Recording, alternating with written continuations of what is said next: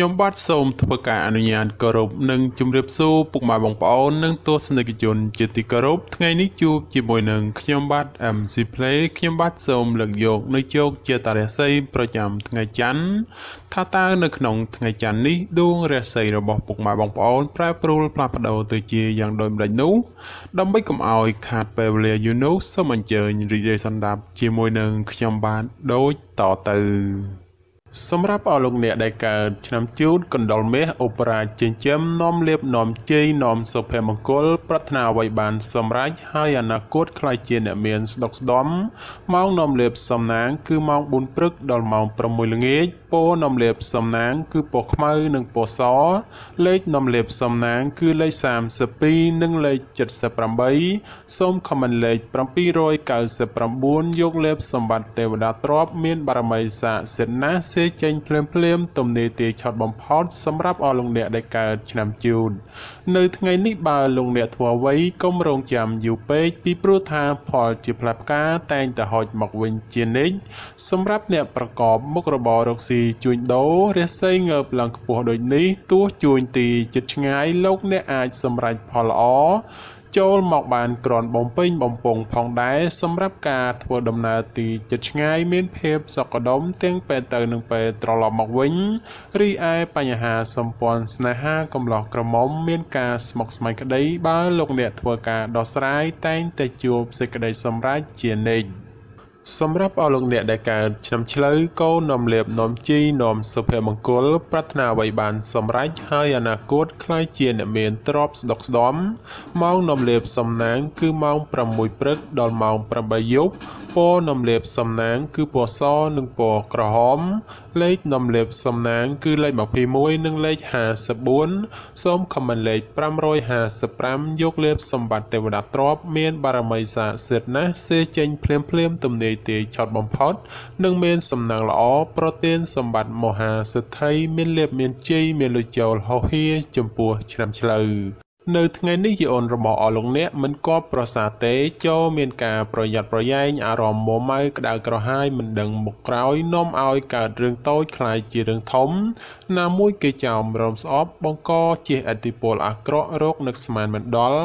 ក្រៅពីនេះបើមានការប្រកបកិច្ចការងារលោកអ្នកអាចជួបរឿងរ៉ាវចំនួនកាត់ឡើងដូច្នោះក៏បីមានការប្រុងប្រយ័ត្នប្រយែងបើមិនដូច្នោះទេ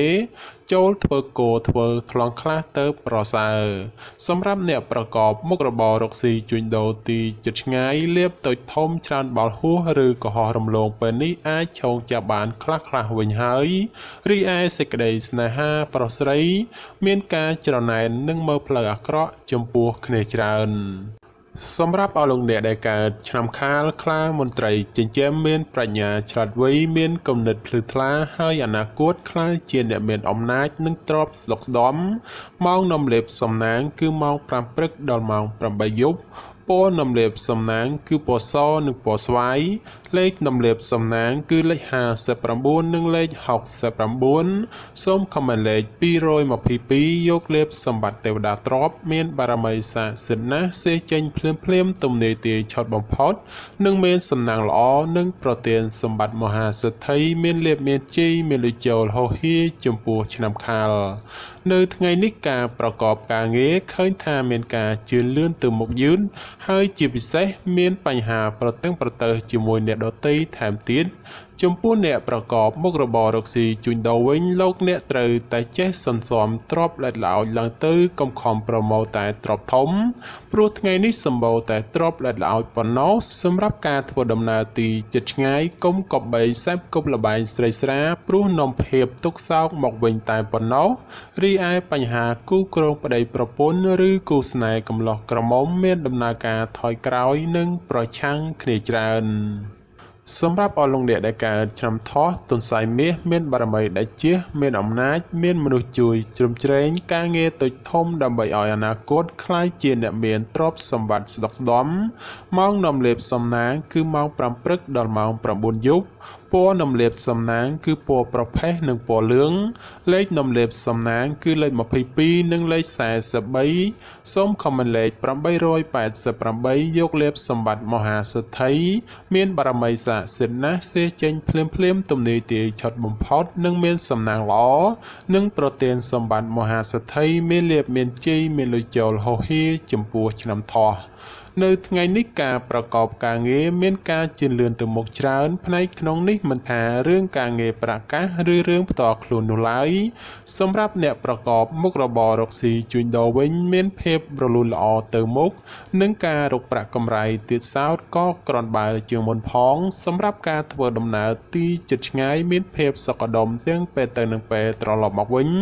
រីឯបញ្ហាស្នេហាកំឡោះក្រមុំឬមេម៉ាយពោះម៉ាយក្តីជួបរឿងការយល់ខុស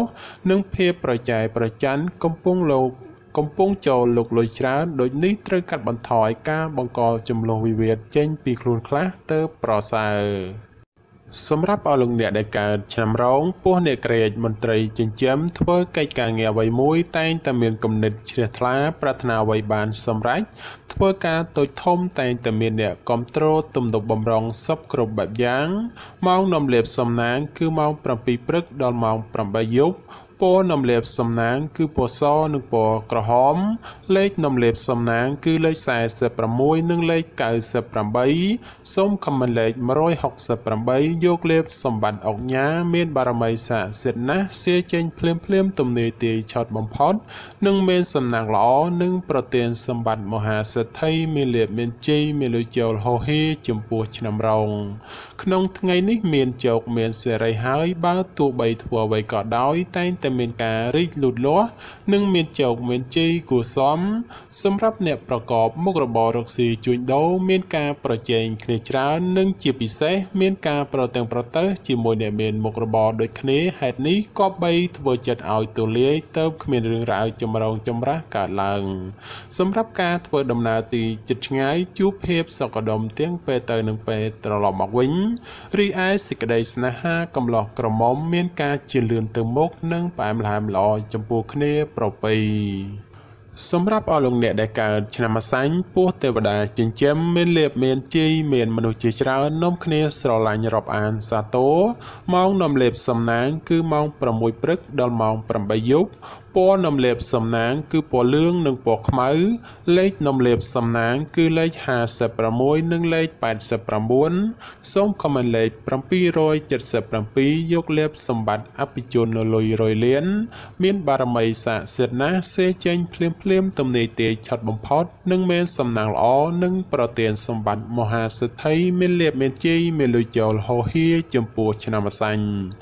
នៅថ្ងៃនេះទាំងស្ត្រីនិងបុរសបើចង់ធ្វើអ្វីក៏ដោយតែងតែជួបលើកំណត់ផ្លូវតានតឹងដោយមានសភាពពិបាករុករលទៅមុខព្រោះជួបតែភាពប្រទាំងប្រទើហើយមនុស្សនៅជុំវិញខ្លួនចាំតែឈ្នានេះនឹងមើលបំណាំបង្ករឿងហេតុសម្រាប់ការរស់នៅរបស់អស់លោកអ្នកជួបបញ្ហាច្រើនលើបញ្ហាប្រកាសដូច្នោះចូលប្រយ័ត្នប្រយែងការកើតមានចំនួនវិវាទណាមួយព្រោះតែបញ្ហានេះសម្រាប់អ្នកប្រកបមុខរបររកស៊ីជួញដូរផលកម្រៃក្នុងការរកផលចំណូលគឺពិបាករកណាស់ហើយការជួញដូរទីជិតឆ្ងាយទៀតសោតមានតែភាពរកម្មរកុសមិនស្ទើរដែរទេរីឯសម្ព័ន្ធស្នេហាប្រុសស្រីមានការប្រែប្រួលផ្លាស់ប្ដូរជួនល្អជួនអាក្រក់នាំឲ្យខ្វាយខ្វល់ជាញឹកញាប់សម្រាប់អស់លោកអ្នកដែលកើតឆ្នាំមមីសេះមេតបចិញ្ចឹមនាំលាភនាំជ័យនាំសុភមង្គលប្រាថ្នាអ្វីបានសម្រេចហើយអនាគតខ្លាយជាអ្នកមានទ្រព្យស្ដុកស្ដំម៉ោងនាំលាភសំណាងគឺម៉ោង5ព្រឹកដល់ម៉ោង7យប់ពណ៌នំលាបសំណាងគឺពណ៌សនិងពណ៌ក្រហមលេខនំលាបសំណាងគឺលេខ38និងលេខ56សូមខមមិនលេខ666យកលាបសម្បត្តិទេវតាទ្រព្យមានបារមីស័ក្តិសិទ្ធិណាស់សេចេញភ្លាមទំនាយទាយឆុតបំផុតនិងមានសំណាងល្អនិងប្រទានសម្បត្តិមហាសិទ្ធិមានលាភមានជ័យមានលុយចូលហោហៀចំពោះឆ្នាំមមី នៅថ្ងៃនេះផ្ដល់ផលល្អសម្រាប់ការសម្រេចចិត្តការងារឬបណ្ដាក់តនរកស៊ីក្នុងរឿងអ្វីមួយពីព្រោះថាផលជាផ្លែផ្កាតែងតែឆ្លើយតបមកវិញគួរជាទីគាប់ចិត្តបើជាអ្នកប្រកបមុខរបររកស៊ីជួញដូរមានការលក់ចេញទិញចូលក្រនរស់រវើកគួសមហើយបើចង់ចរចារឿងទំនិញអ្វីមួយផងតែងតែអាចសម្រេចជានិច្ចរីឯសម្ព័ន្ធស្នេហាកំឡោះក្រមុំមានការរីកចម្រើនលូតលាស់ទៅមុខនិងបើចង់ផ្សំផ្គុំគ្រួសារផងជាឱកាសល្អប្រពៃបំផុតសម្រាប់អស់លោកអ្នកដែលកើតឆ្នាំមមែពពែមេមានបារមីដែលជាឈ្នះអមេសត្រូវប្រាថ្នាអ្វីបានសម្រេចហើយអនាគតខ្លាយជាសេដ្ឋីគេហបតីឬក៏អ្នកមានជនខ្ពស់ម៉ោងនាំលេបសំណាងគឺម៉ោង6ព្រឹកដល់ម៉ោង7យប់ពណ៌នំលេបសំណាងគឺពណ៌ស្វាយនិងពណ៌លឿងលេខនំលេបសំណាងគឺលេខ69និង89សូមខមមិនលេខ789យកលេបសម្បត្តិអ្នកមានជនខ្ពស់មានបារមីស័ក្តិសិទ្ធិណាស់សេចេញភ្លាមទំនេរទាយឆត់បំផុតនិងមានសំណាងល្អនិងប្រទានសម្បត្តិមហាសេដ្ឋីមានលុយរយលានសម្រាប់អស់លោកអ្នកដែលកើតឆ្នាំមមែនៅថ្ងៃនេះលោកអ្នកទទួលបាននៅភាពកក់ក្ដៅខ្លះត្រជាក់ខ្លះហើយការបំពេញការងារអ្វីមិនសូវជារលូនល្អប៉ុន្មានទេព្រោះមានបញ្ហារកម្មចិត្តខ្លះយាយីសម្រាប់អ្នកប្រកបមុខរបររកស៊ីជួញដូរក្នុងថ្ងៃនេះវិញបើលោកអ្នកចង់បោះទុនតូចធំឬក៏ចង់រកស៊ីចូលហ៊ុនជាមួយអ្នកដទៃត្រូវតែចេះត្រួតពិនិត្យឲ្យបានគ្រប់ជ្រុងជ្រោយបើពុំនោះទេនឹងអាចជួបផលអាក្រក់ណាមួយនៅថ្ងៃខាងមុខជាមិនខានរីឯសម្ព័ន្ធស្នេហាកំឡោះក្រមុំមានភាពផុយស្រួយចំនួនវិវាទណាស់ក៏បីមានការប្រុងប្រយ័ត្នប្រយែងបន្តិចទៅប្រសើរសម្រាប់អស់លោកអ្នកដែលកើតឆ្នាំវោកស្វាមន្ត្រីចិញ្ចឹមនាំលេបនាំជ័យនាំសុភមង្គលប្រាថ្នាអ្វីបានសម្រេចហើយអនាគតខ្លាយជាអ្នកមានស្នុកស្ដំម៉ោងនាំលេបសំណាងគឺម៉ោង6ព្រឹកដល់ម៉ោង8យប់ពណ៌នំលេបសំណាងគឺពណ៌ក្រហមនិងពណ៌សលេខនំលេបសំណាងគឺលេខ42និងលេខ68សូមខមមិនលេខ777យកលេបសម្បត្តិមហាសំពៅលួងមានបារមីស័ក្តិសិទ្ធិណាស់សេចេញភ្លាមទំនេរទាយឆត់បំផុតនិងមានសំណាងល្អនិងប្រទានសម្បត្តិមហាសេដ្ឋីមានលៀបមានជ័យមានលុយចូលហោហៀសម្រាប់ឆ្នាំវោក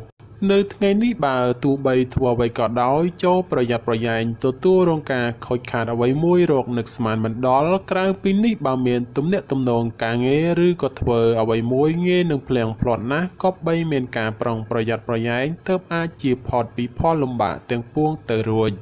សម្រាប់ការធ្វើដំណើរទីជិតឆ្ងាយចូលប្រយ័ត្នប្រយែងក្រុមមនុស្សបៀតបៀនយាយីដោយប្រការណាមួយរីឯសេចក្តីស្នេហាប្រុសស្រីមានដំណើរការថយក្រោយចូលប្រយ័ត្នប្រយែងជំលោះវិវាទឈានដល់ការបែកបាក់សម្រាប់អស់លោកអ្នកដែលកើតឆ្នាំរកាមន់មាសមន់ប្រាក់នាំលៀបអបរាជចិញ្ចឹមមានសំណាងល្អឈ្នះអមេសត្រូវប្រាថ្នាអ្វីបានសម្រេចហើយអនាគតខ្លាយជាសេដ្ឋីគេហបតីឬអភិជនជាន់ខ្ពស់ម៉ោងនាំលៀបសំណាងគឺម៉ោង5ព្រឹកដល់ម៉ោង7យប់ពណ៌នាំលេបសំណាងគឺពណ៌ក្រហមនិងពណ៌លឿងលេខនាំលេបសំណាងគឺលេខ44និងលេខ56សូមខមមិនលេខ168យកលេបសម្បត្តិអ្នកមានជាន់ខ្ពស់មានបារមីស័ក្តិសិទ្ធិណាស់សេចេញភ្លាមទំនេរទាយឆត់បំផុតនិងមានសំណាងល្អនិងប្រទានសម្បត្តិមហាសេដ្ឋីមានលៀបមានជ័យមានលុយចូលហោហៀចំពោះឆ្នាំរកានៅថ្ងៃនេះយអូនបានងើបឡើងខ្ពស់ដូចនេះជាឱកាសល្អច្រើនសម្រាប់អស់លោកអ្នកពង្រីកការងារអ្វីមួយពីព្រោះថាតែងតែហុចផលល្អចូលមកច្រើនជាងអាក្រក់ចំពោះអ្នកប្រកបការងាររាជការឬក៏ធ្វើការក្រុមហ៊ុនឯកជនបើទោះបីការងារមមាញឹកក៏ដោយតែក៏មានសំណាងល្អមកវិញគឺធ្វើច្រើនតែងតែហុចផលច្រើនជានិច្ចក្នុងពេលនេះដែរលៀបមានច្រើនគួរសមដូចនេះជាឱកាសល្អក្នុងការពង្រីកមុខចំនួនព្រោះផលជាផ្លែផ្កាតែងតែឆ្លើយតបមកវិញគួរជាទីពេញចិត្តតែយ៉ាងណាលោកអ្នកឲ្យប្រយ័ត្នប្រយែងគ្រោះថ្នាក់ចាញ់បោកគេក៏មានខ្ពស់ផងដែររីឯបញ្ហាសម្ព័ន្ធស្នេហាកំឡោះក្រមុំលោកអ្នកមិនគួរក៏បីលង់លក់តែក្នុងរឿងស្នេហាខុសប្រក្រតីដែលនាំឲ្យអនាគតមិនប្រសើរ សម្រាប់អស់លោកអ្នកដែលកើតឆ្នាំចោសនៈនាំលៀបអូប្រាចិញ្ចឹមមានសំណាងឆ្នេះអមេសត្រូវប្រាថ្នាអ្វីបានសម្រេចហើយអនាគតខ្លាយជាសិទ្ធិគេហបតីឬក៏អ្នកមានជាន់ខ្ពស់ម៉ោងនាំលៀបសំណាងគឺម៉ោង6ព្រឹកដល់ម៉ោង9យប់ពណ៌នាំលៀបសំណាងគឺពណ៌ខ្មៅនិងពណ៌ប្រផេះលេខនាំលៀបសំណាងគឺលេខ14និងលេខ38សូមខមមិនលេខ168យកលៀបសម្បត្តិអ្នកមានជាន់ខ្ពស់មានបារមីស័ក្តិសិទ្ធិណាស់សេចេញភ្លាមទំនេរទាយឆុតបំផុតនិងមានសំណាងល្អនិងប្រទានសម្បត្តិមហាសិទ្ធិមានលៀបមានជ័យមានលុយចូលហោហៀចំពោះឆ្នាំចោនៅថ្ងៃនេះលោកអ្នកប្រកបកិច្ចការងារអ្វីក៏អាចសម្រុកពេញទីបានហើយនិងបើទោះបីធ្វើអ្វីតែងតែហុចផលមកវិញទ្រាំជាទីកប់ប្រសើរសម្រាប់ពេលវេលាល្អក្នុងការធ្វើអ្វីមួយគឺម៉ោង1:00នាទីទៅដល់ម៉ោង2:59នាទីរសៀលហើយបើប្រកបកិច្ចការងារអ្វីតែងតែហុចផលមកវិញជានិច្ចចំពោះអ្នកប្រកបមុខរបររកស៊ីជួញដូរលោកអ្នកបើចង់បើកហាងថ្មីឬក៏ផ្លាស់ប្ដូរទីកន្លែងលក់ដូរជាឱកាសល្អប្រពៃណាព្រោះថាផលជាផ្លែផ្កាឆ្លើយតបក្រាន់កបប្រសើរសម្រាប់ការធ្វើដំណើរទីជិតឆ្ងាយមានភាពសុខដុមទាំងពេលទៅនិងពេលត្រឡប់មកវិញរីឯសេចក្តីស្នេហាកំឡោះក្រមុំឬមេម៉ាយពោះម៉ាយក្តីបើមានរៀបអាពាហ៍ពិពាហ៍ឬចូលស្តីដណ្ដឹងតែងតែសម្រេចដូចគប់បំណងសម្រាប់អស់លោកអ្នកដែលកើតឆ្នាំកុរជ្រូកនាំលៀបនាំជ័យនាំសុភមង្គលប្រាថ្នាអ្វីបានសម្រេចហើយអនាគតខ្លាយជាអ្នកមានទ្រព្យសម្បត្តិស្ដុកស្ដំម៉ោងនាំលៀបសំណាងគឺម៉ោង5ព្រឹកដល់ម៉ោង8ល្ងាចពណ៌នាំលៀបសំណាងគឺពណ៌សនិងពណ៌លឿងលេខនាំលៀបសំណាងគឺលេខ69និងលេខ89សូមខមមិនលេខ567យកលេបសម្បត្តិទេវតាទ្រព្យមានបារមីស័ក្តិសិទ្ធិណាស់សេចេញភ្លាមទំនេរទាយឆុតបំផុតនិងមានសំណាងល្អនិងប្រទានសម្បត្តិមហាសិទ្ធិមានលៀបមានជ័យមានលុយចូលហោហៀចំពោះឆ្នាំកុរនៅក្នុងថ្ងៃនេះបើលោកអ្នកធ្វើអ្វីត្រូវធ្វើដោយសន្សឹមកុំបំបោលនោះផលល្អនឹងហុចឲ្យវិញដូចជាទីកប់បំណងសម្រាប់ការប្រកបការងារក៏ដូចឆ្នោះដែរលោកអ្នកត្រូវតែធ្វើថ្នាក់ធនកណ្ដាលឬមិនសំខាន់ពេកព្រោះថាបើធ្វើធំពេកឬសំខាន់ខ្លាំងពេកផលជាផ្លែផ្កាដែលហុចមកវិញមិនសូវដូចគប់បំណងប៉ុន្មាននោះឡើយចំពោះអ្នកប្រកបមុខរបររកស៊ីជួញដូរលោកអ្នកឲ្យប្រយ័ត្នប្រយែងជន់ខិលខូចតាមលួចបន្លំឬបង្ករឿងហេតុដោយប្រការណាមួយរីឯសេចក្តីស្នេហាប្រុសស្រីមានការខ្វាយខ្វល់ព្រោះតែការប្រឆាំងគ្នាមានច្រើនជាងសពមួយដងបាទចំពោះជោគជាតារាសីប្រចាំឆ្នាំទាំង12ខ្ញុំបាទក៏សូមបញ្ចប់ត្រឹមតែប៉ុណ្ណេះជាចុងក្រោយប្រសិនបើមានពាក្យលើសលួសខ្វះខាតត្រង់ប្រការណាមួយសូមពុកម៉ែបងប្អូនជួយអធិស្ឋានដល់រូបខ្ញុំបាទផងហើយខ្ញុំបាទក៏សូមអរគុណនិងសូមជម្រាបលា